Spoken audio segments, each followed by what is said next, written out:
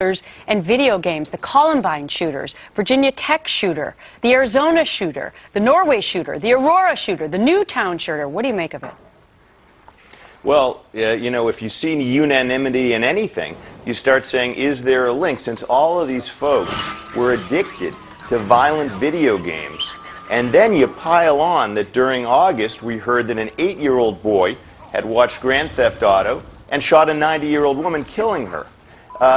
Once you have this number of anecdotes, you have to ask the question, is there an actual link? And that question is now being asked and beginning to be answered in the affirmative, that there is a link between video games that are violent and violence in the real world.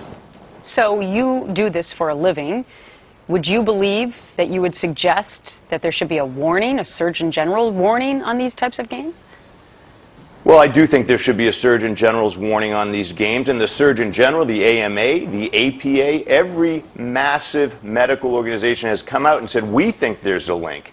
Now, when you have that kind of data, along with a recent study that showed 130,000 people across various studies that were then looked at collectively, that showed that watching violent video games increases aggression and decreases empathy, and that's the key. If you don't have empathy, you're free in a terrible way to do very violent things. I think it is time for that warning. This is no different than any other drug. Some people are more susceptible. You could argue there are outliers, like the shooters we mentioned, who are affected in a special way. But that's true for any drug, and everyone is at risk. That's why this whole issue is so much more complicated than just gun control. There's so many other factors. Mental illness, video games are just two of them.